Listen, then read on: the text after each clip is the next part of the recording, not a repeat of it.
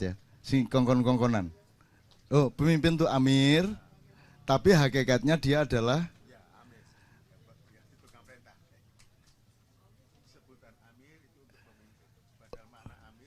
ya, sebutan amir itu dipakai untuk orang yang sedang memimpin, tapi filosofi dasarnya adalah dia sesungguhnya disuruh untuk menjadi pemimpin, kan gitu Mas.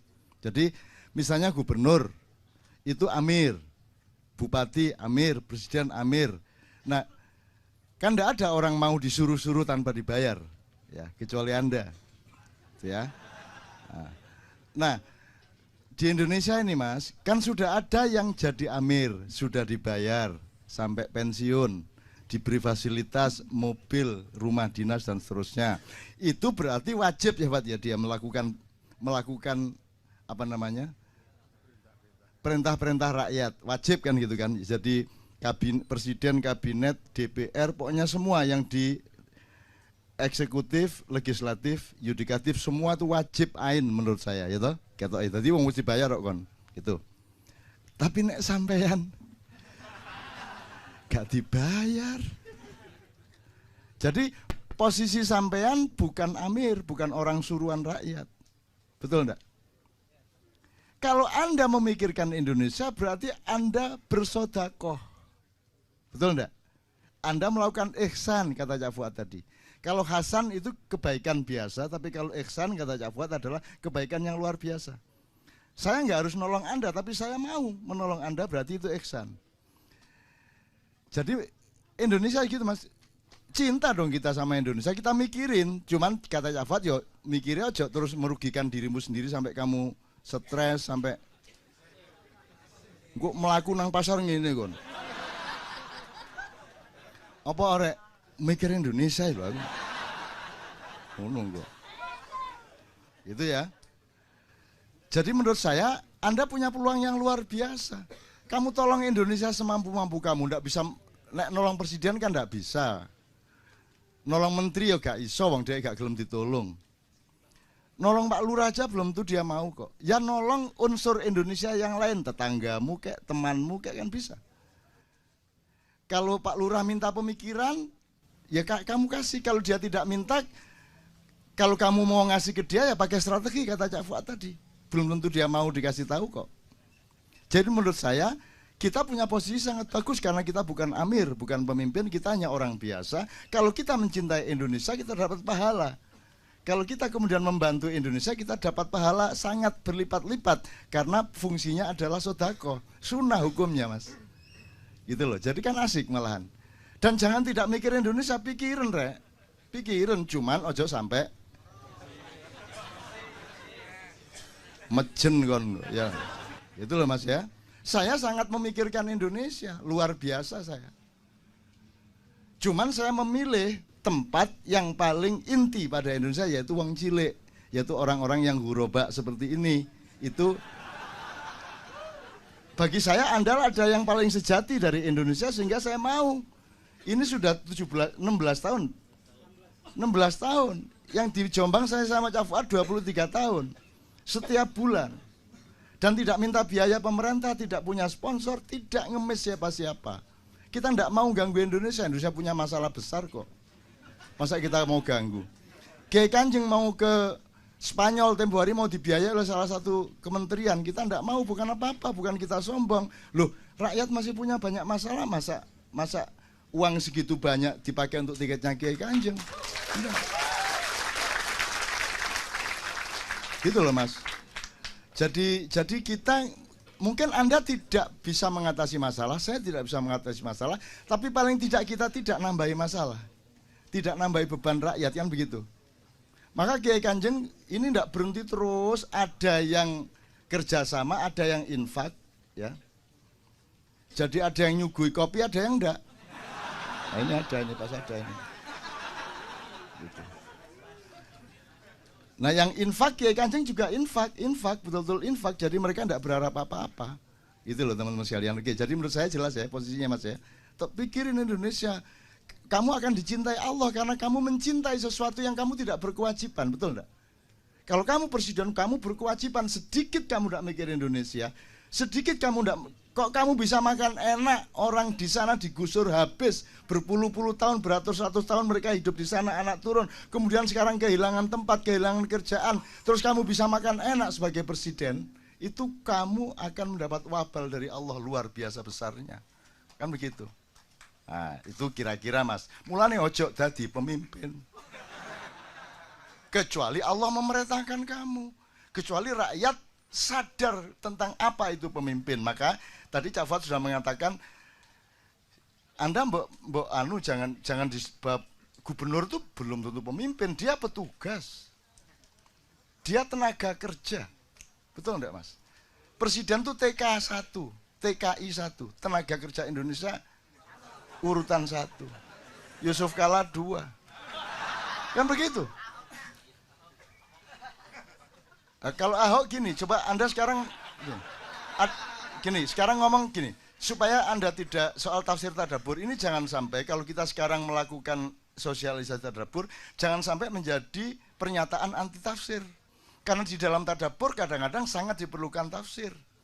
Demikian juga tafsir tidak akan kaya kalau tanpa tadabbur, kan begitu. Jadi kedua-duanya harus bekerja sama, betul enggak? Kita enggak anti siapa-siapa, anti modok ini. Gitu ya. Oke. Saya ngomong ini supaya Anda juga jangan gampang termakan oleh isu pernyataan segala macam. Misalnya kalau ada pernyataan gini, misalnya ini. Kalau kamu tolak Ahok, berarti kamu anti Cina. Gimana tafsirnya? Kalau kamu anti Ahok, kalau kamu ndak milih Ahok, berarti kamu anti Cina. Ki tafsirnya piye coba? 2 orang aja. Bisa mikir enggak?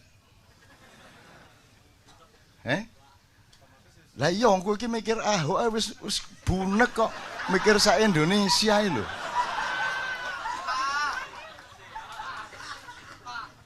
Kok kon ku mikir Ahok gak mikir awake dhewe ya dak niku. Ngono lho. Gimana tafsirnya kalau begitu itu?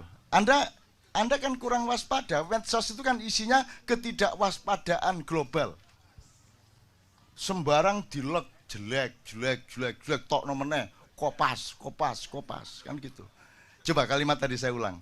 Kalau kamu menolak Ahok berarti kamu anti Cina, piye? Kalimat itu sebenarnya gimana? Harus menerima Ahok 1, berarti harus menerima Ahok supaya tidak anti Cina gitu kan. Oke, nomor 2.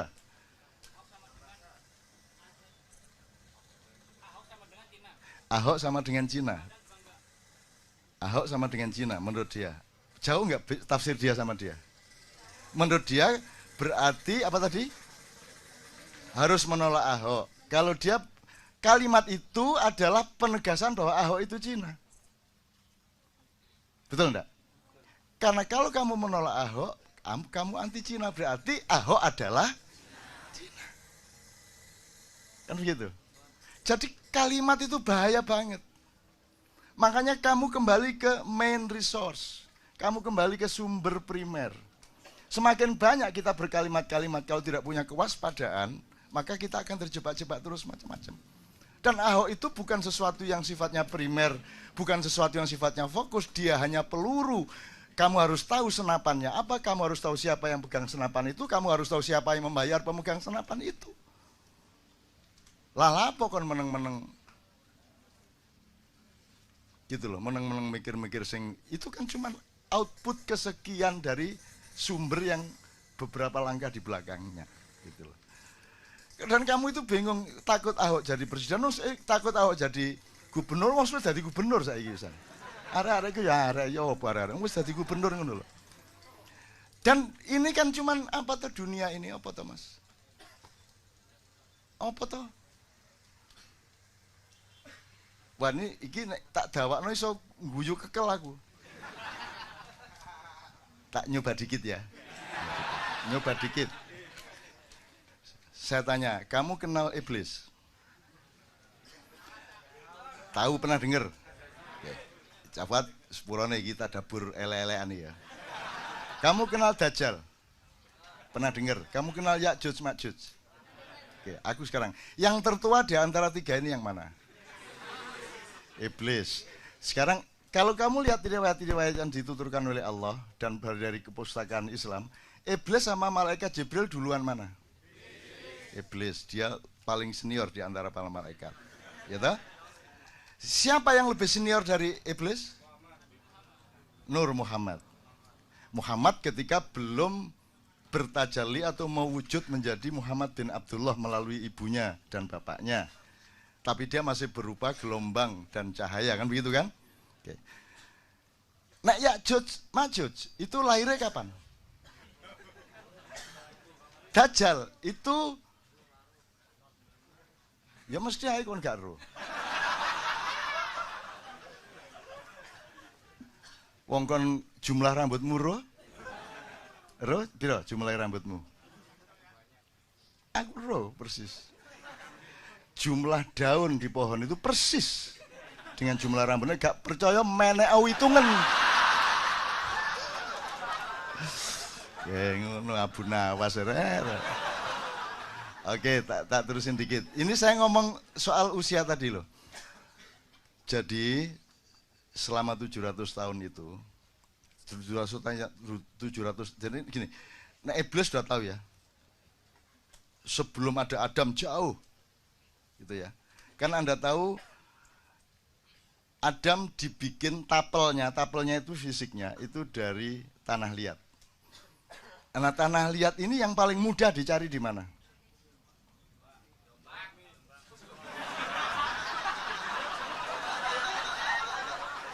Ya, kita dapur aja. Tidak penting benar salahnya kan kita sama-sama tidak bisa melacak. Tapi yang penting endingnya nanti harus membuat kita menjadi lebih gembira kepada Allah dan menjadi lebih sayang kepada manusia, gitu aja. Nah, soal tafsir kon iso nafsiri. Semua tafsir ketika alif lam mim ya podo, hanya Allah yang ngono tok. Lewat jan yo ro nek ngono rek. Nah, hanya Allah yang tahu, ya semua orang tahu itu kan, artinya tidak bisa ditafsirkan tetap gitu loh. Dan indahnya Al-Quran karena ada alif lam mim alif lam ra, ada nun itu loh, terutama nun. Wah, gak ono dal gandi, gak ono. Jadi gini, jadi teman sekalian, kalau Dajjal itu kan dikenal setelah ada informasi atau cerita-cerita dari para nabi, terutama Rasulullah.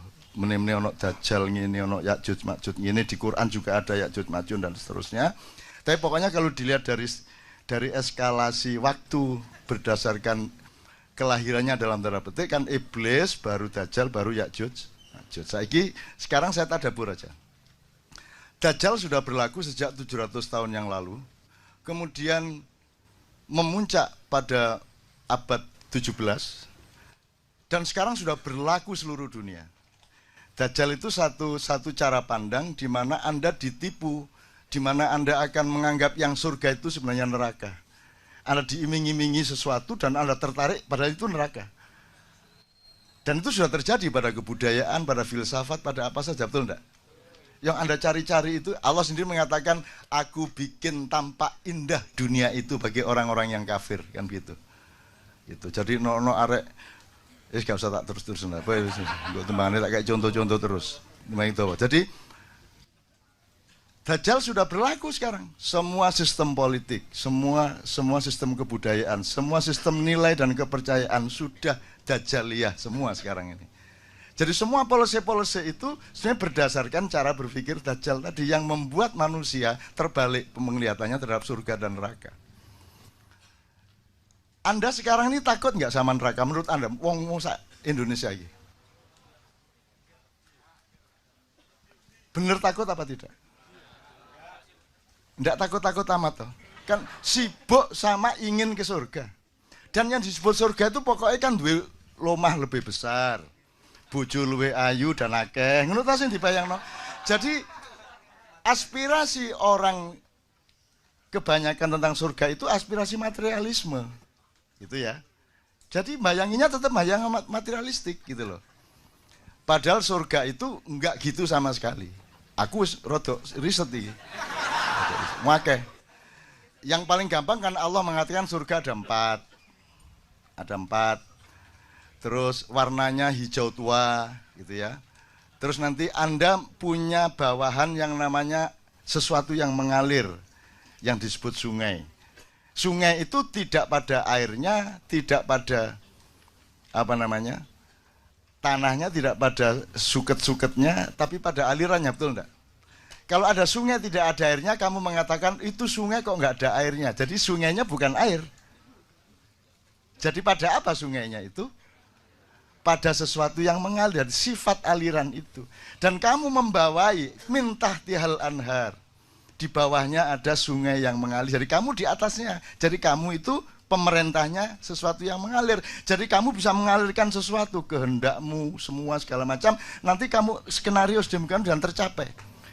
Dan bedanya dengan yang membuat kita tidak bisa paham surga sampai hari ini adalah kalau di dunia surganya seseorang bisa merupakan neraka bagi orang lain. Ada kamu beli motor baru, itu neraka bagi tetanggamu, betul enggak? Betul enggak? Yang satu kawin mengawini cewek, neraka bagi laki-laki yang tidak mencapai cewek itu. Itulah dunia. Di surga tidak. Di surga kata Allah kita terpenuhi semua yang kita inginkan, tapi tidak ada konflik. Bahkan ada ayat mereka berebut gelas, tapi tidak ada pertengkaran dalam perebutan itu.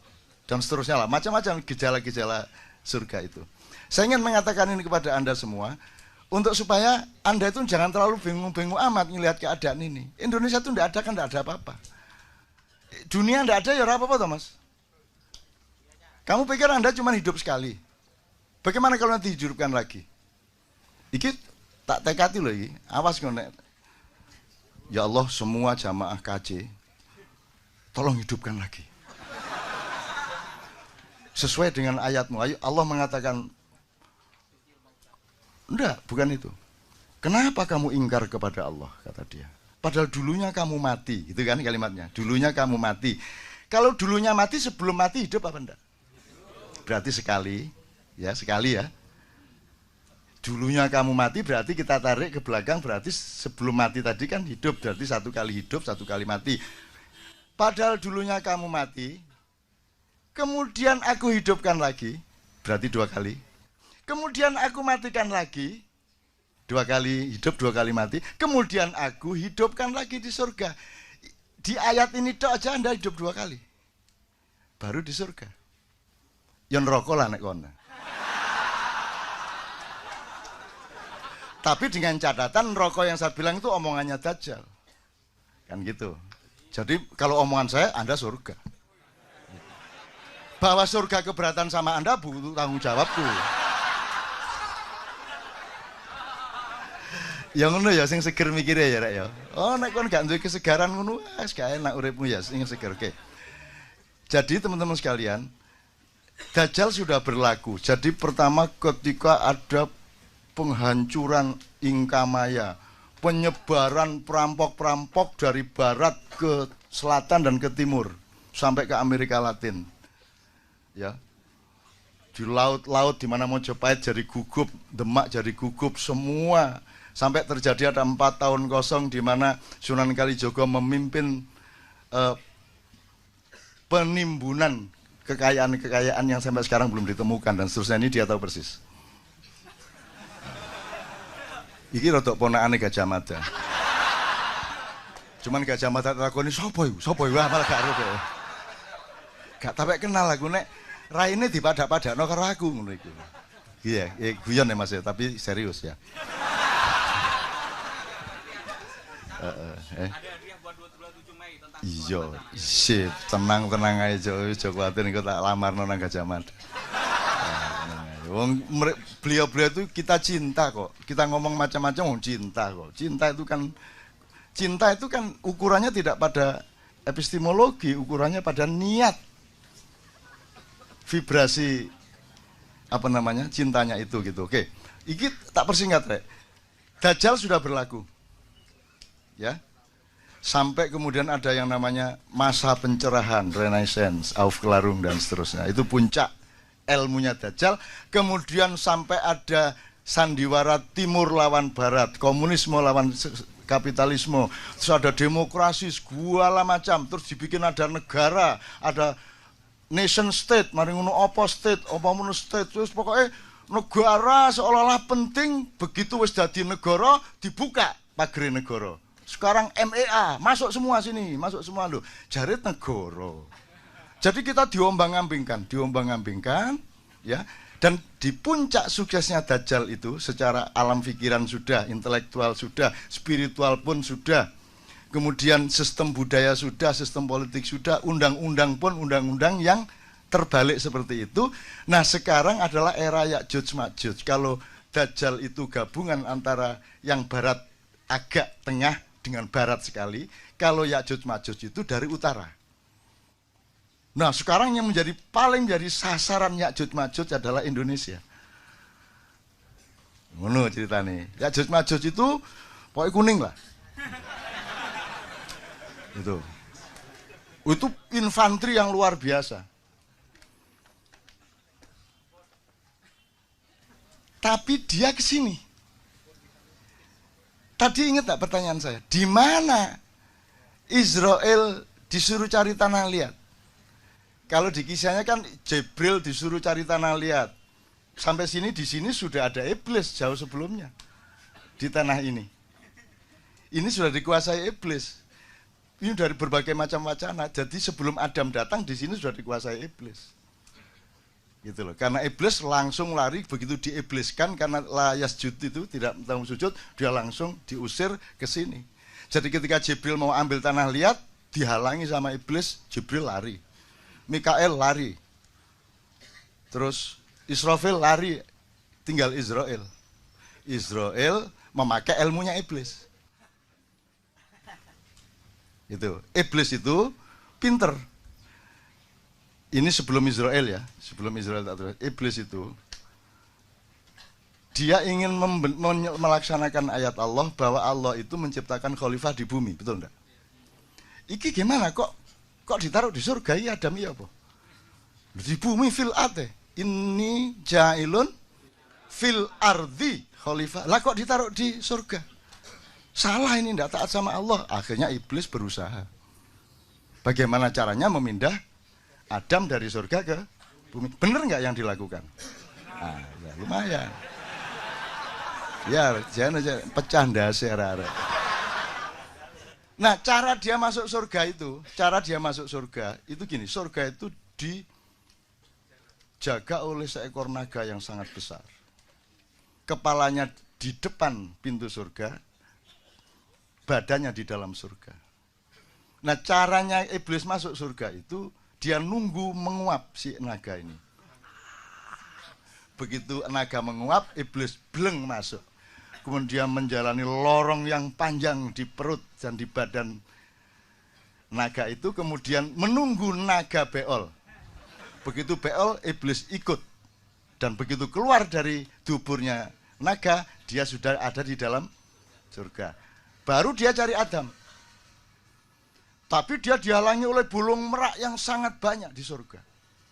Yaitu pasukan-pasukan kavaleri dan infanterinya Allah untuk menjaga setiap zona surga. Maka akhirnya iblis acting. Dia beli serban. Beli serban. Loh kita menang iki. Jenggotnya dipanjangkan. Terus dia ambil buah apa itu disuduk-suduk terus jadi tasbih. Terus katoke diunggahno.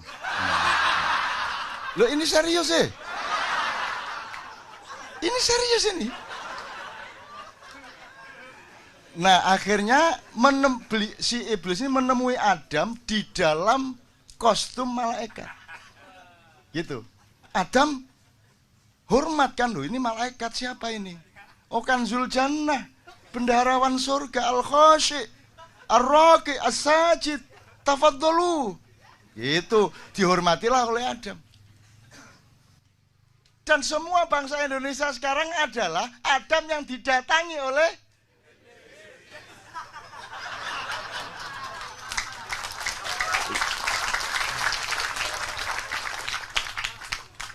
saya gondrong ini kan ada pahalanya. Bapak yang mau cafu aja diuring-uring aku. Karena gini loh, saya tuh didatangi orang, beberapa orang dan berkali-kali. Sapa kon? Kula diutus Nabi Ibrahim, Cak. Besoknya lagi, sapa kon? Kula utusane Nabi Musa. Terus datang lagi, kula niku utusane Kanjeng Nabi Muhammad sallallahu alaihi wasallam. Kok kudu ngaran ngutus wong nang aku ngono? Mboten, Cak. Kanjeng Nabi niku ngersula. Ngapa kok ngersula? Ngersula itu hatinya nelongso gitu loh. Apa kok Kanjeng Nabi ngersula? Lah iya. Oleh iki orang-orang Islam sekarang itu ittiba Rasul, mengikuti sunnah Rasul kok mek jenggote tok. Mbok rambutnya ya ditiru, ngono. Ngono ceritane. Ngono ceritane. Oh iya ya, bener ya. Wah. Iya ya kok. Kabeh nabi gondrong. Dari Adam, masuk Adam nang perapatan jalan nang salon ngawur ae. Ya toh? Apalagi Nabi Nuh ndak sempat ngurusi rambut. Dia bikin bahtera begitu besar untuk 1000 pasang binatang dengan sekian ratus umat Islam. Jadi itu harus teknologi sangat tinggi. Belum lagi nanti binatang dan binatang ini selalu bertengkar dan dikasih kurungan masing-masing. Belum lagi nanti ada binatang namanya Balkadaba dan iblis masuk kapal itu dengan berlindung di ekornya Balkadaba. Nah, ini cerita lain kapan-kapan. Disitulah lahirnya tikus, lahirnya lahirnya babi. Gitu. Ketika itu lahirnya, gitu. Kon mbuktekno gak iso, mbantah yo gak iso. Kapok kan ya. Lah ini teman-teman, supaya Anda itu luas dan jangan terlalu dibebani oleh hal-hal yang seharusnya tidak membebanimu. Kamu harus tetap gembira. Harus tetap seger hidupmu. Dengan pengetahuan yang luas kamu kan ketawa-ketawa sendiri. Betul enggak? Terus nanti iblis datang ketika kapal mulai berangkat, banjir sudah besar, terus gitu kata si iblis. Terus sapa ya?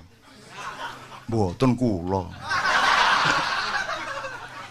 Kurang ajar ngapa kowe lene iblis? Itu kata si Nabi Nuh. Mboten. Pinten iki sing melok sampean iki? Berapa yang ikut sampean?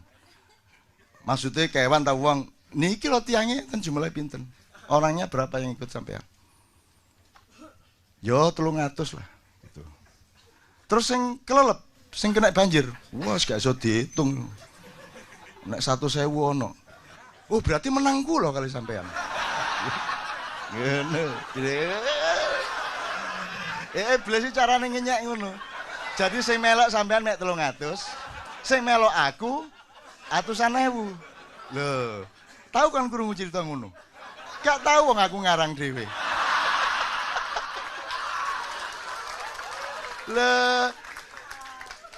Oke, sekarang saya singkat. Sekarang ya Judge eranya sekarang. Dajjal sudah berlaku kok.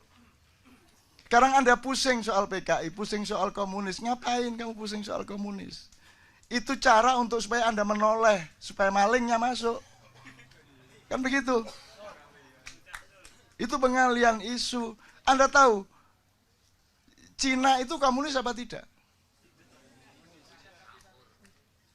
Cina itu pernah dihapusi iblis. Di depan pintu surga, betul enggak? Sekarang dia pinter. Tetap komunis politiknya untuk imamah Cina iya.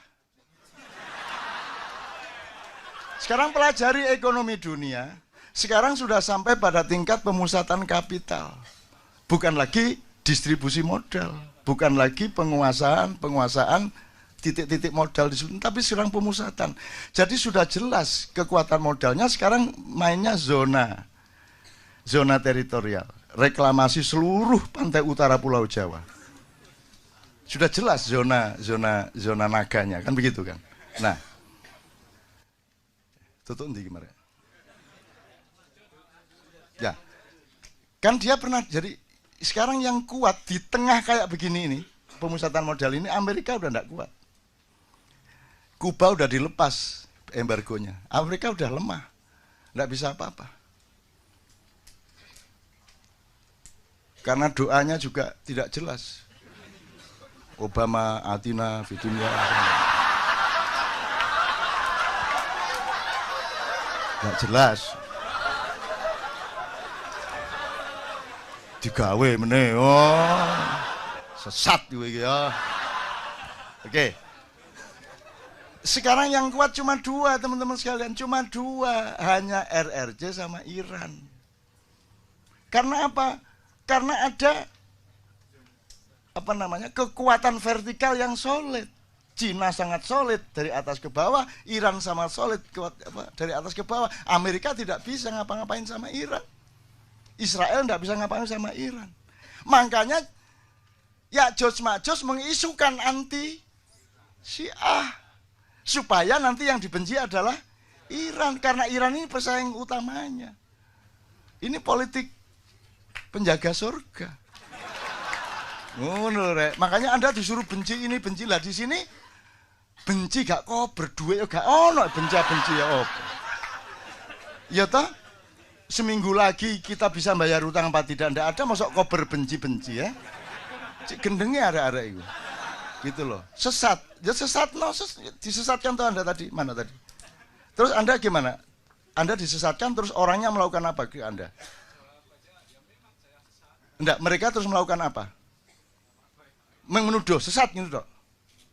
Gitu dok. Terus nolong Anda enggak? Loh. Sampean mureng-mureng no karo dhek. Masa ana wong motor mana ya jalannya? Terus lo buntu. Terus orang kamu datang, kamu sesat ya? Lah piye toh? Kene iki kalangan dalan tambah disentak-sentak. Ada orang tersesat kok malah ya mas. Lo nggak ada orang nyetir gak iso gak ro dalane, malah ditekani wong sak kampung, kamu sesat ya? Lo mulane kula niki sampean dudui dalane. Aneh wong saiki iki. Wong jelas sesat kok malah dituding sesat.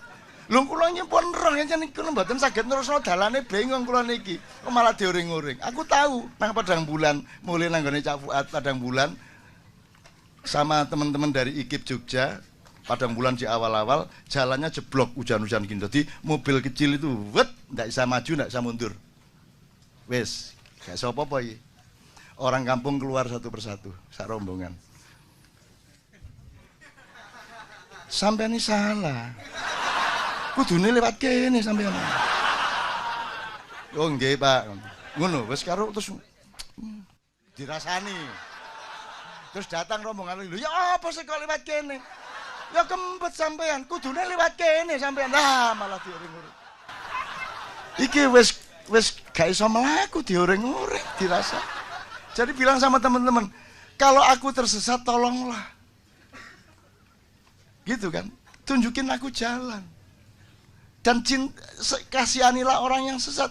Rasulullah kan azizun alaihi ma'anitum. Dia sedih sama orang-orang yang kufur kepada Allah. Kok bisa ya ada manusia akan masuk neraka? Kan saya tidak tega. Gitu dong. Jadi bilang sama mereka besok pagi, tolonglah saya. Ada apa? Aku orang sesat, Bapak. Tolonglah aku. Jangan dimarahi. Sesat itu sendiri sudah sengsara. Kenapa engkau tuding-tuding aku, Bapak? Nanti aku tulis puisi loh.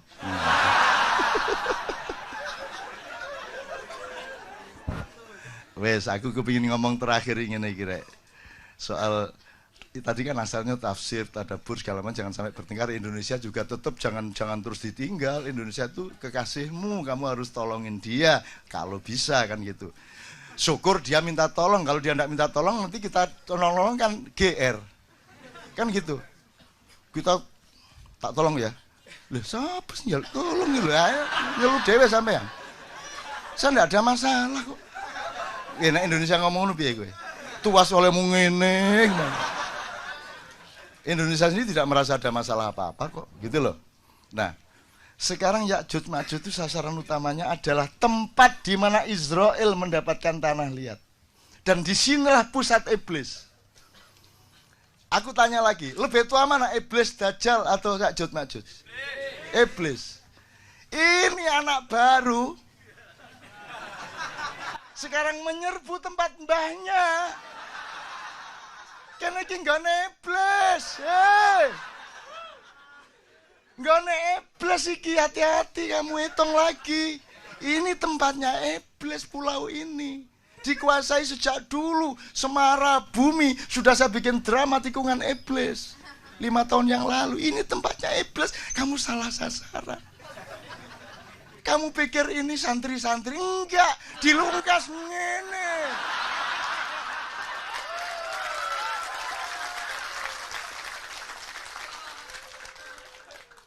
Tetapi iblis yang sudah belajar kepada Muhammad SAW. Aku tanya, apakah iblis berani melawan Muhammad?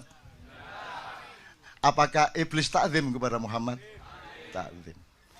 Jadi wis jelas lagi ya, Anda adalah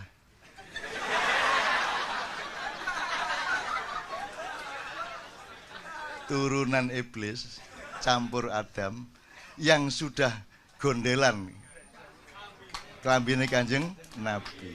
Jadi iblismu kamu kendalikan, betul enggak, selama ini? Maka jangan dipancing-pancing untuk keluar. Kok metu temen sungguhnya arek-arek. Kan gitu. Ngerti maksud saya ya? Ngerti maksud saya ya? Jadi teman-teman tolong pikir kembali. Jokowi mikir kembali. Ya. Saya nggak melawan loh saya. Saya kan dudu iki nggone mbahmu dhewe iki. Ini tempat mbahmu dhewe. Ini serius, ini tempat iblis, ini serius. Loh, kamu pikir orang Israel enggak? Orang Israel sering ke sini karena tahu ini mbahnya. Mbahnya, mereka enggak berani kalau sama kita. Cuman ngapusi gitu toh. Cuman mereka enggak berani, ini serius ini mas, ini serius. Loh arek-arek kok ditantang? Mungkin ini penggawean gak duwe ya nih. Ditantang gelut. Loh. Ayo wis. Ono ceritane. Jangan marah ya bapak-bapak yang denger ini. Saya ngomong sama anak-anakku, aku tidak ngomong untuk masyarakat dunia melalui YouTube. Kalau keluar di YouTube itu bukan sasaranku, salahmu dewe buka-buka YouTube. Aku ngomong kepada anak-anakku. Kalau mereka masih hanya iblis, kalian akan segera hancur lebur. Karena iblis tidak bisa dilawan sekedar oleh Dajjal ataupun Ya'juj Ma'juj. Tetapi karena iblis yang di pulau ini sudah mengenal Muhammad SAW, maka engkau akan disayangi asal jangan minta berlebihan kepada kami. Kalian kan kita terima selama ini. Tidak ada masalah, toh? Kita terima, manusianya kita terima, tidak ada masalah. Gitu loh. Cuman kalau sudah dikasih hati jangan minta merempelo, wis dikai rempelo ya lo ni sore meneh. Osus. Mari osus dikaro ni sore meneh.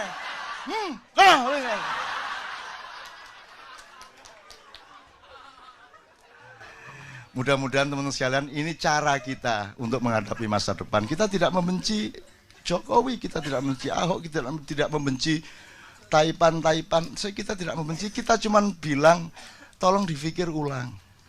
Ayo kita baik-baik ke depan. Bener nggak? Tolong dipikir. Wong kita ini mudah kok.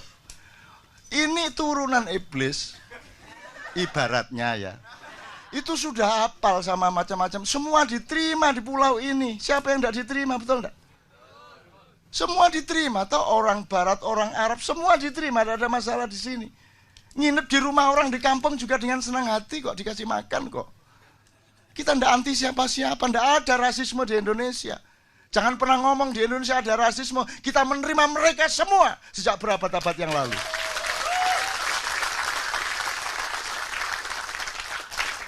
Cuman aja kok pek kabeh rek.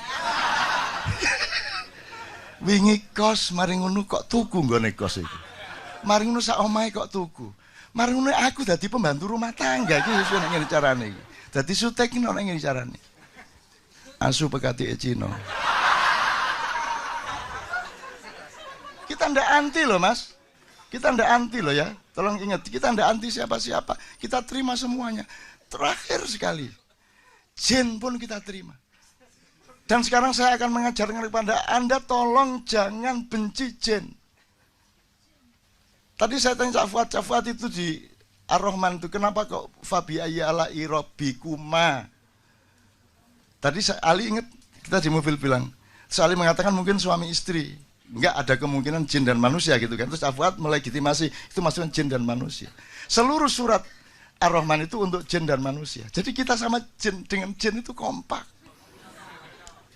Kenapa kalau ada jin merasuki atau siapa merasuki kamu tuduh itu jin, terus kamu keluar. Nanti aku bacakan mantranya Nabi Sulaiman. Itu kejem banget karo jin. Kejem banget. Asal dikit-dikit ada bahkan di syuting tuh. Menangkap jin. Wah. Kamu kok kejem amat sih sama sesama makhluk Allah. Akhirnya datanglah utusan masyarakat jin ke Kadipiro. Cak, tolong bilang sama manusia. Itu yang nakal jin itu cuma ada 0,01%. Bayangin kalau yang nakal itu 5% aja dari jin. Yang jumlahnya beratus-ratus kali lipat dari bangsa Indonesia. Kalau mereka nakal, setiap sidang kabinet kesurupan kabeh. Bener nggak? Setiap orang Jumatan, khotibnya kesurupan. Setiap sekolahan di kelas, gurunya kesurupan. Setiap orang tidur dengan istrinya, suaminya diganti jin. Dan mereka mampu melakukan itu semua. Ayo, awas engko. Mas iki sampean temen kok.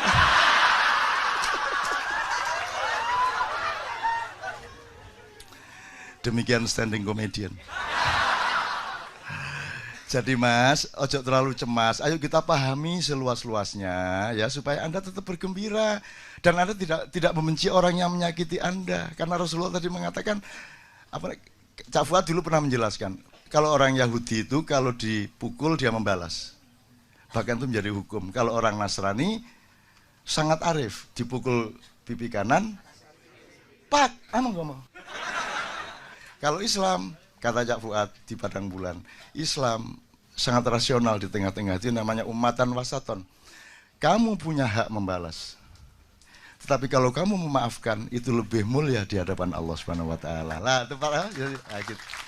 Dan itu yang saya tawarkan di Kendiri Cinta. Kita tidak menjadi golongan, kita tidak akan bikin golongan independen untuk mencalonkan gubernur. Enggak. Kita melepas Anda semua, Anda jangan percaya sama saya. Anda jangan percaya sama Cak Fuad, sama siapapun. Percaya kepada Tuhan, kepada Muhammad, dan kepada yang benar.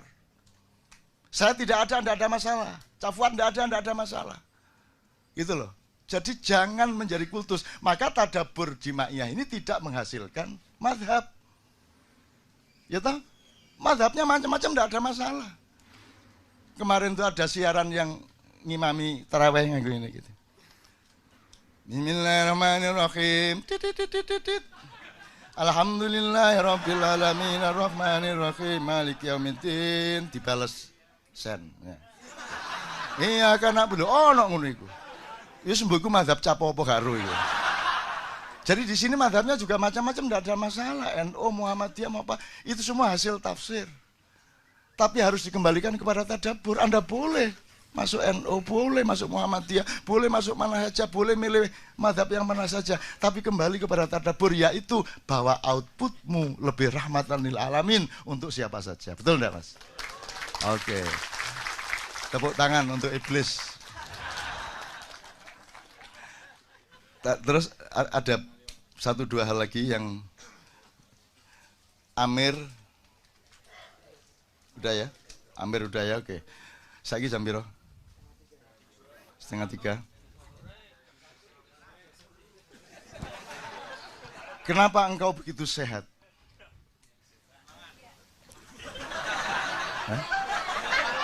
Hah? Karena menerima. Maka engkau menjadi sehat. Ada sih sebenarnya, tapi engkau kapan-kapan aja. Oke, sekarang 2 orang lagi deh, kalau cuma setengah jam tinggal 2 orang lagi untuk Cak Fuad. Jeda dulu kayaknya. Oke, nanti kita akhiri dengan musik ya. Oh. Udah siap sekarang? Udah sip, oke. Nanti kita puncai dengan musik, yuk. Oh, kono sudah macam-macam loh ya. Simple ya. Ini iki awam-awam arek-arek iki ya. Iki rada goblok-goblok.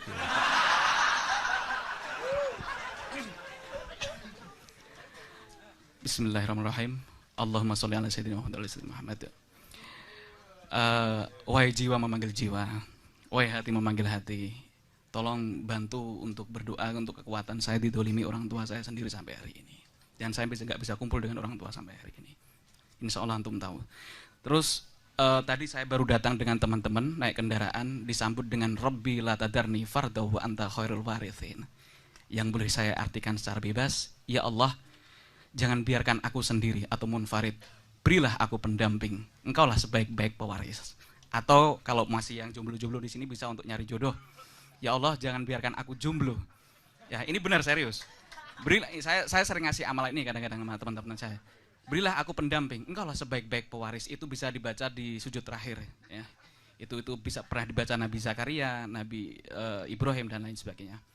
Terus sebagai follow up daripada Rabbi la tadarni fardahu wa anta khairul warithin, sebelum saya ngomong nanti puncaknya tentang bagaimana merukunkan mewahada yuwahidu mentauhidkan umat Islam, karena Islam itu sebenarnya yang non muslim tolong jangan kecewa, saya mencontoh dari begawan guru saya, Islam adalah mengamankan. Jadi nanti puncaknya di situ, mungkin untuk oleh-oleh 27 Mei nanti. Ya, tentang tadabbur tadi saya bisa menambahi sebagai lata dari fardahu wa anta khairul warithin, bahwa tadabbur itu kan kita pernah lihat keringat Nabi itu wangi. Saya Abdul Qadir Jailani pun digigit nyamuk pun juga nggak terasa. Saya menambahi di situ karena sebagai Rabbi la tadarni, sebagai kawan, sebagai guru, sebagai apa. Lah sebagai munfarid kepada pewarisnya, saya dari tadi selalu mengatakan Rabbana ma khalaqta hadza batila. Terus masalah iblis, saya menambahi juga bahwa di surat Al-A'raf ayat 21 itu berbunyi fakosamahuma inni lakuma laminan nasihin.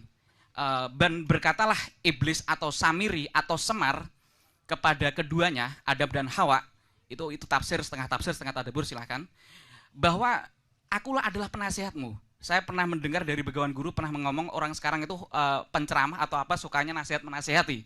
Saya tidak setuju di situ. Itu di surat Al-A'raf ayat 21. Terus saya kemarin SMS dengan kawan saya, seorang kiai host dari Tapal Kuda, yang saya katakan, saya mau curhat aman jenengan sebagai penerus Al-Makfuruh ... Kenapa lambang Majapahit atau Surya Majapahit itu jumlahnya 9 dan diteruskan ormas Islam terbesar di Indonesia, kenapa tidak 11? Ya. Karena dasarnya jelas di surat Yusuf ayat 4, kalau Nawakartika atau bintang 9 mungkin hanya pas ketika zaman wali atau zaman awalnya berdiri organisasi tersebut. Kalau ukurannya sahabat 4, kenapa Imam Hasan tidak dimasukkan padahal dipilih lewat suro dan memimpin selama 6 bulan lebih, walaupun sehari bagi saya kalau khalifah tetap saja khalifah. Ya. Assalamualaikum warahmatullahi wabarakatuh. Selamat malam semuanya dan ayahanda Cak Nun dan Cak Fuad. Perkenalkan sebelumnya nama saya Anissa. Singkat saja, karena saya ingin tahu. Pertanyaan ini akhir-akhir ini berseliweran di kepala saya dan penasaran sekali ingin tahu jawabannya. Pertanyaannya itu adalah, keimanan kita itu otoritas kita atau otoritas Tuhan? Atau kolaborasi keduanya? Dan bagaimana kolaborasinya itu? Kalau misalnya kolaborasi. Lalu yang kedua, bagaimana kita bisa mencapai standar umum keimanan yang baik dan bagaimana mempertahankan keimanan itu? Ya, sekian pertanyaannya. Terima kasih. Assalamualaikum warahmatullahi wabarakatuh.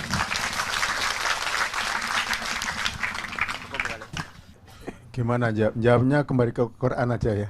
Di surat Al-Hujurat, innamal mu'minun, sesungguhnya orang-orang yang benar-benar beriman. Ini kan standarnya ya. Alladzina amanu billahi wa rasulihi tsumma lam yartabu wa jahadu bi amwalihim wa anfusihim fisabilillah. Ulaika humus shadiqun. Jadi orang beriman itu adalah orang yang beriman kepada Allah dan Rasul-Nya, kemudian tidak ragu-ragu, dan kemudian dia berjihad dengan hartanya dan dengan dirinya di jalan Allah. Ya itu aja. Jadi untuk mengukur iman kita, kita teguh, mantap, atau ada keraguan. Kalau masih ada keraguan ya berarti belum mencapai standar iman yang benar tadi. Ragu itu misalnya bagaimana? Bukan ragu Allah itu kita yakin Allah itu ya Tuhan yang Maha Esa. Tapi ketika kita ragu akan rahmat Allah, ragu akan rizki Allah yang ditentukan untuk kita, ragu akan ketetapan Allah yang sudah ditentukan oleh Allah untuk kita. Nah, itu juga ada keraguan seperti itu. Jadi pengertian tidak ragu itu bukan hanya soal ragu, benarkah Allah itu Tuhan yang Maha Esa? Benarkah Muhammad itu Rasulullah? Bukan itu. Saya kira kita semua yakin itu. Tapi ya itu kelanjutannya tadi. Ya. Ragu bahwa Allah itu betul-betul pemberi rizki, ragu bahwa Allah itu betul-betul akan memberi jalan keluar kepada kita saat kita menghadapi kesulitan, ragu bahwa Allah itu sudah menetapkan rizki untuk kita, ya, sehingga kita tidak perlu cari ya secara tidak benar. Nah, itu namanya iman yang tanpa ragu. Tapi itu harus diikuti dengan jahadu bi amwalihim wa anfusihim fi sabilillah. Berjihad. Hidup itu adalah jihad. Ya. Jihadnya apa? Yang pertama dengan harta. Mengapa kok dengan harta dulu? Karena jihad harta itu tidak akan pernah habis kepentingannya. Ya. Jadi tidak akan pernah kemudian ada masa di mana orang sudah tidak perlu lagi berjihad dengan harta. Karena sepanjang sejarah manusia juga ya memerlukan ini jihad dengan harta. Ya, untuk membantu orang miskin, untuk membantu orang yang kesusahan. Karena memang di dunia ini tidak ada pemerintahan yang dapat menjamin keadilan. Sehingga ada orang-orang yang termiskinkan. Ya. Nah, maka jihad bi amwalikum ini nomor 1. Baru setelah itu jihad dengan diri sendiri. Ya, yang itu artinya sangat luas. Jihad dengan pikiran, dengan waktu, dengan tenaga. Baru kalau memang diperlukan, sak nyawane pisan. Nah itu bi amfusikum itu nyawa, jihad dengan nyawa itu memang diperlukan tapi pada waktunya. Bukan berarti kemudian wah kewajiban jihad kok gak ono musuh ya, ndolek musuh nek ngono ya diperangi. Jadi menciptakan musuh untuk diperangi, bukan begitu, ya. Jadi jihad bi anfusikum itu sangat luas pengertiannya. Termasuk kita semua datang ke sini ini juga jihad ini. Ya, ini jihad kita. Nah, jadi itu salah satu saja kita ambil penjelasan Quran langsung mengenai standar keimanan. Di ayat yang lain ada itu. Innamal mu'minuna alladzina idza dzukirallahu wajilat qulubuhum wa idza tuliyat alaihim ayatuhu zadatuhum imana wa ala rabbihim yatawakkalun. Misalnya itu, dan masih bisa dicari lagi dalam Al-Quran. Tapi saya kira itu aja yang paling pokok saya sampaikan. Terima kasih. Saya melanjutkan ini nanya ke Cak Fuad. Ada ayat lain Cak Fuad yang menunjukkan hubungan timbal balik antara kadar keimanan seseorang dengan ujian Allah. Kalau nggak salah ada, apakah engkau mengira engkau sudah beriman sedangkan engkau belum mendapat? Ya. Ya. Am hasibtum an tadkhulul jannah wa lam ya'lamillahu alladziina aamanu minkum wal ladziina maaf ya. Walanabluwanakum bisya'in minal khauf dan seterusnya. Jadi memang iman itu harus diuji. Ya. Harus diberikan ujian. Rasul mengatakan bertambah kuat iman seseorang, bertambah besar ujiannya. Itu memang dinyatakan secara eksplisit oleh Rasulullah, dan di dalam Al-Quran juga bisa kita cari hubungan antara keimanan dengan cobaan dari Allah Subhanahu wa Ta'ala. Ya. Oleh karena itu, ketika kita menerima cobaan dari Allah Subhanahu wa Ta'ala berupa sakit dan lain sebagainya, itu harus juga kita sikapi sebagai salah satu cara kita untuk naik kelas dalam keimanan kita. Ya. Saya kira begitu tambahnya. Untuk anak saya ya, karena menganggap saya bapak yang tadi. Saya merasa beruntung kan seharusnya kan kakek. Jadi begini, Dek, karena saya sudah dipanggil Mbah ya. Jadi gini Dek, menurut saya ini saya nambahin aja. Yang dikatakan Cak Fuad sudah merupakan tulang punggung dari pemahamannya, tapi saya nambahin cabang dahan-dahannya. Jadi gini, kalau Anda tidak punya pikiran dan pertanyaan seperti itu, maka hidup Anda belum potensial imannya. Anda sangat potensial imannya karena Anda punya pertanyaan seperti itu. Tapi kalau Anda berharap Anda akan mendapatkan jawaban pasti dan objektif atas pertanyaan itu, maka Anda salah. Itu sampai mati kan nggak bisa jawab. Satu ya, nggak mungkin. Itu babak final selesai baru nanti ada jawabannya. Kalau selama kita hidup masih begitu dan setiap kali kita bertanya seperti itu bagus. Dan Allah memang membiarkan kita di dalam dialektika yang seperti itu. Dialektika seperti itu, misalnya saya kasih contoh gini Dek. Allah mengatakan ud'uni astajib lakum, berdoalah kepadaku maka aku akan mengabulkan, akan menjawabmu. Tapi itu nanti ada mekanisme begini. Kalau kita minta tiap hari, dan mintanya itu kan sesuai dengan keinginan kita, bukan kita nyari tahu Allah itu maunya apa, kan gitu kita. Itu juga Allah kan agak kecewa juga lah. Kamu itu minta kok nggak nanya aku dulu yang cocok untuk kamu itu apa, kan gitu. Jadi bisa jadi kalau saya membayangkan, kalau kamu minta-minta sama Allah, Allah mungkin jawab begini, kamu tuh kurang apa, saya kasih segala macam terus, masih minta-minta terus itu loh. Itu salah satu kemungkinannya. Dan ini kamu nikmati aja. Tapi terus kamu tidak berdoa, terus Allah malah ngomong lain lagi. Sombong betul kamu tidak minta ke aku. Nah, yang benar yang mana? Minta apa tidak minta? Nah, yang benar adalah mengalami kedua-duanya itu. Supaya lebih matang dan puncak kematangannya kita belum pernah tahu, memang begitu hidup itu. Itu loh Dek. Dan mengukur iman sendiri ya tidak bisa. Yang bisa mengukur ya Allah nanti kan. Kita tidak bisa, tapi kita terus bergerak seperti itu. Gitu ya Dek ya. Menurut saya itu tambahan aja supaya Anda jangan terus mencari jawaban objektif. Kelemahan orang modern adalah selalu mencari kepastian objektif. Tidak bisa. Suami istri pun tidak bisa objektif bahwa ini benar-benar baik, enggak. Cak Fuad tolong dijelaskan Cak Fuad, ini saya mumpung Cak Fuad di sini lah, ini kita habisin lah pokoknya.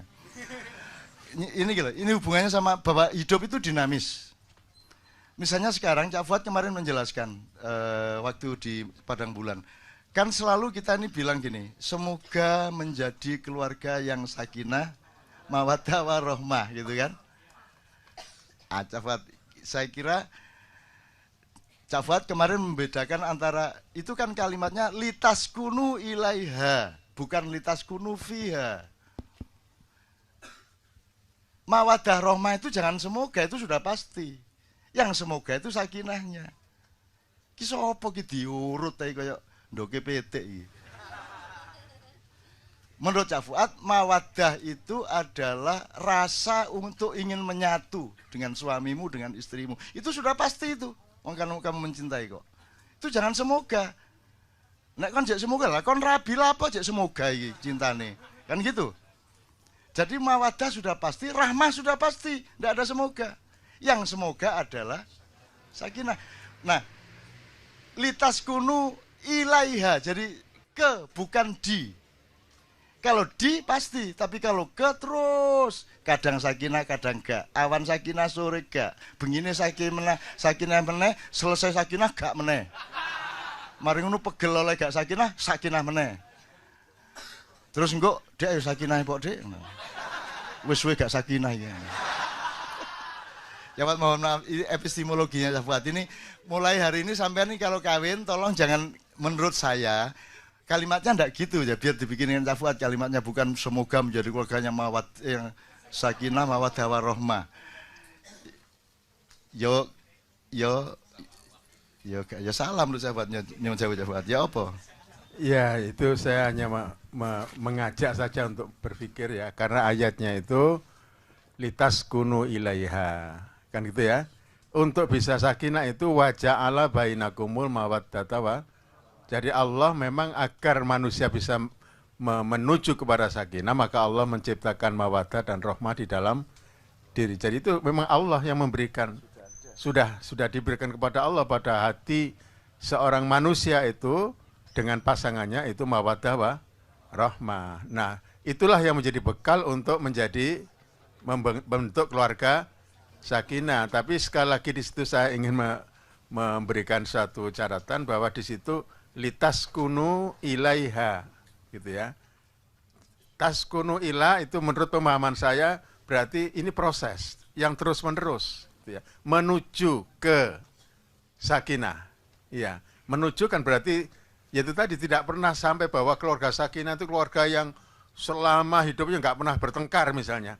Ya enggak begitu. Iya. Jadi ini proses sakinah itu. Terus menerus diusahakan. Yang penting harus dipelihara namanya mawaddah rahmah. Itu yang harus dijaga. Kalau itu dijaga, insya Allah tercipta sakinah. Misalnya, istriku dulu kok seperti cantik sekali, kok sekarang enggak, misalnya gitu ya. Ya, kok seje saiki yo, kok tonggoku luwih ayu saiki misalnya gitu ya. Nah, ingat rahmah di sini. Rahmah itu apa? Senajan elek tapi bojoku. Kan gitu ya. Iki dhisik kayane akhlake apik, saiki kok malih koyo ngene. Senajan koyo ngene dia tetap bojoku, harus saya didik, harus dan begitu. Nah, itu untuk karena ada rahmah. Jadi mawaddah, rahmah itu harus bergandengan terus, ya. Nah, kalau itu dijadikan pegangan, maka sakinah akan terwujud, ya. Meskipun tengkar, setelah tengkar, tapi eling mawaddah warahmah, akhirnya sakinah lagi, jadi itu dinamis. Nah, itu yang pernah saya terangkan begitu di Padang Bulan, ya. Jadi kalimatnya kayak kira-kira ya, engko didolek singkate. Semoga dengan mawaddah dan rahmah mereka berdua, keluarga mereka menjadi sakinah. Ngono kalimatnya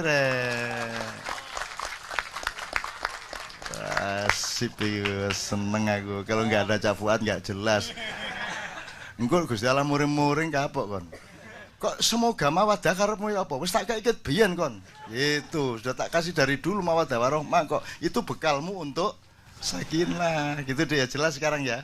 Oke, yang sudah terlanjur mencetak undangan perkawinan dirubah besok. Ya? Oke. Ya, sip ya, Dik ya. Untuk yang Mojopahit nanti saya tanya langsung ya sama yang bersangkutan ya. Paling tidak Brawijaya 5. Ya, tak tanya langsung karena beliau yang berunding terakhir dengan Sunan Kalijogo di Gunung Cetro kan gitu kan. Ya, nanti saya tanya langsung daripada saya jawab nanti kon kok lanjang jawab ngono gak enak aku. Dadi engko kula nyuwun izin tak jawabe ten arek nika. Oh iya gak apa-apa Nun gitu. Karena saya kan harus runding terus. Nanti kalau tidak nanti saya jadi jadi Fadlizon gitu. Gitu. Atau siapapun lah pokoknya saya ini lah pokoknya klaim gitu ya. Nanti saya tanya langsung kenapa 11? Kenapa kok tidak 11? Iya. Kenapa kok 9 gitu. Karena 9-11 itu kelahirannya istri saya. Yaitu 11 November. Wah, apa hubungannya, Bang? Ya karena hubungannya lah, urip mesti karena hubungannya ya karena hubungannya ya gak apa-apa sih, penting seneng hatine. Kan gitu. Gitu. Itu sama dengan pertanyaan ada kapal beratnya 350 ton, penumpang laki-lakinya 700, penumpang perempuannya 370. Berapa umur nakodanya? Nek iso jawab kon tak kai bojo 5 kon. Padahal jawabannya gampang, nakodanya umur 43. Bagaimana hitungannya? Niku om kula ya. Gampang. Oh, Indonesia sembarang dienggokno iso kok. Iya Pak. Gitu ya Mas ya. Kalau kamu tidak punya kelakar-kelakar dalam hidupmu, itu ada 2 tanda. 1, kamu kurang potensial, kurang berbakat untuk bahagia. Nomor 2, berarti kamu kurang cerdas. Karena kecerdasan itu, outputnya itu ya, ekspresinya itu ya kelakar itu. Kelakar-kelakar itu. Loh ini serius Mas. Saya sejak kecil saya berkelakar tanya Cak Fuad. Saya sama Cak Fuad itu menjadi kakak saya itu pahalanya sangat besar. Karena saya nakalnya luar biasa. Saya tuh tidak pernah keluar dari sekolah. Terakhir saya keluar dari SMA. Aku tidak keluar. Saya kelas 1 juara. Setelah itu saya kenal sastra Malioboro. Tiap malam saya di Malioboro. Satu kuartal itu 4 bulan saya izinnya, bolosnya itu sekitar 30 sampai 35 kali. dalam 1 kuartal. Terus saya meneruskan, ya gak ketututan pelajaran, akhirnya saya keluar. Terus saya dideketin Cak Fuad sore-sore, Nun, pisan niki lho, marekno po sekolah. Pisan niki tok wis. Semari ngono gak sekolah gak apa-apa. Sakno ibu lho, ibu cek seneng. Ya, karena Cak Fuad bilang ibu, saya langsung oke. Akhirnya saya berangkat ke rumahnya kepala sekolah yang kemarin sudah saya maki-maki. Demi minta maaf, karena kenapa saya keluar sekolah? Karena saya itu ketua OSIS. Saya itu ketua OSIS, sekretaris saya Busro MS, Busro Mukodas. Gitu. Terus, karena saya OSIS, saya disiplin orangnya. Saya tidak perlu disuruh disiplin, saya sangat berdisiplin. Karena saya torikot sejak kecil. Saya tidak pernah melanggar. Saya betul-betul tekun, disiplin, dan sangat rajin. Gitu. Nah, saya mengerjakan sebagai ketua OSIS itu semua urusan saya beresin sampai akhirnya berbenturan dengan jam pelajaran. Karena nanti ada lomba apa di sana, ada kontes apa di sana, ada matematika, olimpiade, semua saya ngirim teman-teman itu demikian Pak, sehingga banyak yang berbenturan dengan pelajaran. Akhirnya guru marah sama saya. Ini gara-gara OSIS ini, gini, jadi tidak lancar pelajarannya. Loh, aku gak pada nih jadi ketua OSIS gue. Saya ini menjalankan tugas kok malah dimarahi guru, aku nang kepala sekolah. Pak, aku dino iki leren dadi ketua OSIS dan leren dadi siswa sampean. Wek. Tak suwe buku OSIS iku. Mulih aku. Mulih kondo Cak Fuad dirayu sama Cak Fuad, jadi 2 hari kemudian saya kemudian minta maaf itu. Jadi saya, teman-teman sekalian, memang agak gila. Jadi menjadi Cak Fuad itu bagi saya, udah Cak Fuad nggak usah beramal soleh, sudah cukup, mesti masuk surga. Iso ngeladeni aku luar biasa. Karena saya tuh ya Allah, nakalku karu-karuan pol wis, aku ngobong omah, sapi terus. Jadi Cak Fuad itu pernah tak suruh melaku ndodok. Jadi saya nggak mau buka puasa. Aku juga gurung mlebu SD, nggak mau buka puasa. Saya terus lari ke gerdu itu kira-kira 300 meter dari rumah saya. Terus saya di gerdu, usume wong buka, aku ndek gerdu ijen. Terus dirayu sama kakak-kakak saya, mbah saya gitu. Aku gelem buka tapi melaku ndodok, nggawa panganan teko omah nang gerdu. Mbok Cak Fuad ndodok ini nggawa panganan. Wes. Wah, aku nakal pol waktu itu, Mas. Ya, jadi kalau saya kembalikan kepada Anda, Dek, jangan lupa Allah sendiri mengatakan begini, wahai manusia, engkau tidak makan kecuali aku kasih makan. Padahal kan Allah mengatakan, bekerjalah kamu, fantasyiru fil ard, untuk mencari nafkah kan. Tapi begitu kita cari nafkah, Allah mengatakan, kamu tidak makan kalau tidak aku beri makan. Wahai manusia, engkau telanjang kecuali aku beri pakaian. Jadi itu dialektikanya begitu. Sama dengan doa tadi itu. Gitu loh. Nah, kamu jawab begitu. Kamu tetap berusaha supaya lebih beriman, tapi nanti Tuhan jangan kayak Tuhan bilang, wahai hambaku, engkau tidak beriman kecuali aku kasih hidayah kamu untuk beriman. Ayo piye gue? Ayo. Sampean ngewo, masa ngomong ngono sampean? Kan enggak bisa bilang gitu. Ya nikmatilah, Allah begitu tuh nikmati, karena itu cara Allah bercinta dengan kita. Memang Allah seperti itu, dan Allah itu maha pecinta yang luar biasa. Bayangin, malaikat itu percepatan speednya itu kan 5 gini, satu harinya malaikat pada manusia 50.000 tahun.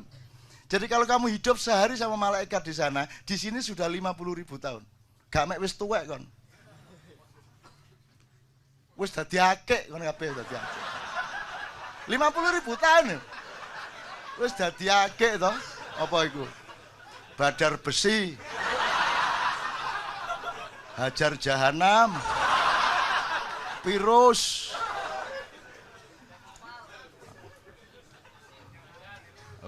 Bisa jadi akeh. Allah sendiri itu menyebut dirinya itu hanya 1000 tahun speednya ketika menemui kita. Jadi Allah itu aneh, itu Allah itu aneh itu. Dan betapa dahsyatnya Allah itu. Ya coba Anda, Allah kok maha bersyukur itu ya coba. Asyakur kan? Allah asyakur, Allah maha bersyukur, itu enggak rasional toh. Tuhan kok bersyukur lah. Piye toh kuwi? Itu memahaminya kalau dengan tafsir enggak bisa. Kok Allah maha bersyukur? Tapi di lain pihak Allah mengatakan, wahai manusia, meskipun engkau berbuat baik setinggi gunung, aku tidak tidak bertambah kemuliaanku. Meskipun kamu berdosa seluas lautan, tidak berkurang kemuliaanku. Kan gitu. Gitu. Terbalik kan omongannya. Yang tadi bilang aku maha bersyukur. Dan bersyukur itu kan orang yang butuh sesuatu terus dikasih bersyukur. Iki Gusti Allah butuh apa? Butuh apa Gusti Allah? Gusti Allah gak butuh apa-apa. Tapi dia bilang aku maha bersyukur. Kan asik gitu. Sampean nih. Jos. Ya Allah, ya Allah, ya Allah. Rabbana ma khalaqta hadza batila. Begitu Allah merendahkan dirinya, Allah neguk sampai ke tadabbur tafsir. Maka huruf alif lam tadi, alif itu Allah yang maha gagah perkasa, tegak. Tapi begitu dia merunduk kepada kita menjadi alif lam. Inilah atau ro. Melengkung dia, mendekat ke kita dengan speed hanya 1000 tahun dibanding satu harinya Allah 1000 tahun manusia. Sementara malaikat 50.000 tahun. Bahkan Allah di mana ada engkau, ya Pak, kalau engkau sendirian aku yang kedua, kalau engkau berdua aku yang ketiga. Kan gitu kan? Jadi Allah bareng sama kita sekarang di sini nih. Dan apakah Allah yang kita gendong? Bisa gini Mbak Suripan wis. Apakah kita yang menggendong Allah atau Allah yang menggendong kita? Kan Allah yang menggendong kita. Jadi Allah menjadi huruf ba menampung kita. Itulah ibu, ba. Makanya kecilup ba. Kurang jelas huruf-hurufnya Allah itu. Cilup ba, gitu loh Dek ya. Jadi nikmati itu dan jangan cari jawaban objektif, ya nikmati saja. Yes, iki meningkat iki imanku. Dan kalau perlu sekarang kamu jangan nunggu ujian Allah. Ujian Allah dikasih, kamu tanggung. Ayo bismillah, ya Allah. Kuatkan aku akan tanggung ujianmu. Tapi kalau Allah tidak mencoba, ujin dewe awakmu. Terus saya dari kecil menguji diri saya terus, tak jajal. Jadi arek-arek takon nggo watu gede aku melumah. Jeluek, gue niku watu belek ngene iki. Hanya untuk menguji. Gitu loh, untuk menguji. Saya musim dingin di Amerika, di Eropa, Siberian winter 52 derajat. Aku metu mek nganggo jaket biasa, gak nganggo stocking, gak nganggo metu jajal. Malaikat muring-muring. Kon jajal tak jarno bongko temen kon. Ya toh? Selamat aku dikon ngelindungi kon. Gitu kan, akhirnya aku dilindungi dan aku tidak sakit tulang. Seharusnya sakit tulang saya. Karena saya 2 bulan menjadi gelandangan di Belanda dan saya benar-benar harus sakit. Tapi saya tidak sakit. Dulu pernah sakit dikit sisanya di sini. Di apa gini tulang gini, bangkean gini. Tapi sekarang udah nggak ada. Dan seharusnya mati seharusnya. Dan sudah berkali-kali saya seharusnya malaikat akhir kon niku ngerepoti aku. Gitu. Gitu deh ya, yang asik sama Allah, isyik ya, yang akrab sama para malaikat, akrab sama Allah. Dan kalau ada jin melintas, kamu sapa dengan baik-baik. Kalau ada yang kerasukan temanmu, jangan diusir dia, bilang sama dia, Mas, iki bocah urung kuat, gue karo aku baik. Gitu. Itu yang membuat nyuwun sewu saya ini kan dianggap bisa gitu-gitu, dan saya kalau sudah darurat saya dipanggil untuk ngusir. Lah aku saya tidak mau ngusir saya. Wis tak cekel tok. Iki areke gurung kuat kon melok aku sik ta ya, gak apa-apa ya. Nek karo aku lah gak usah ganggu aku. Mesti tak kontak kae tak anu tak pakani sak karepmu lah. Iki areke sakno iki ya karo aku karo tak cekel kene wis terus dia tidur. Sudah sembuh dia. Kosong lagi. Akhirnya jinnya ikut saya. Gitu loh. Terus njaluk, "Cak, aku tukono sate Padang."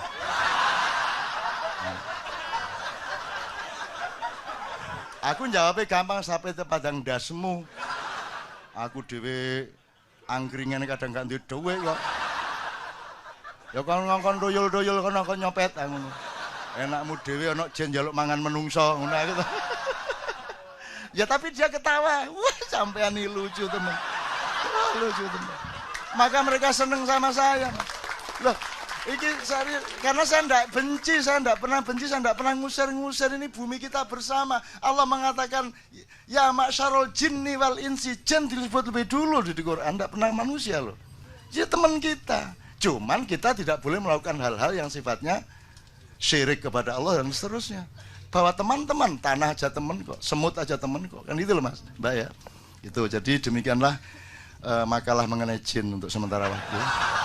Jadi kalau ada apa-apa, kalau ada yang kesurupan di Depok, di Pluit, di mana-mana, kalau terpaksa sebutin jenengku.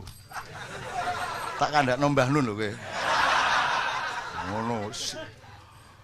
Kemarin teman-teman yang dari Mandar dapat cerita sangat banyak dan agak wah ya Allah, kenapa engkau letakkan aku di tempat yang seperti itu?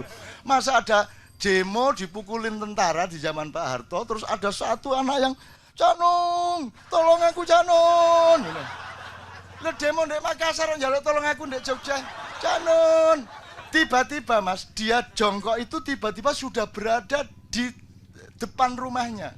Yang jaraknya 15 km dari tempat demo itu. Dan dia nggak paham sampai sekarang. Dan saya bilang, enggak, kamu itu enggak demo, kamu itu memang di rumah, kamu ngelamun. Kamu itu ngelamun, tidur kamu pikir kamu demo, terus kamu ngelendur ke depan rumah, saya bilang gitu. Loh, jangan serem-serem, saya enggak punya kemampuan apa-apa. Lah temenan Mas. Itu kan soal terpaksa. Kalau Anda nyebut nama saya terus kemudian beres masalahnya, bukan karena nyebut nama saya. Cuman Tuhan tidak tega sama saya. Oh alah sakno arek iku wis disebut-sebut jenenge mosok gak tak marekno. Kan gitu. Bener enggak Mas? Tuhan kasihan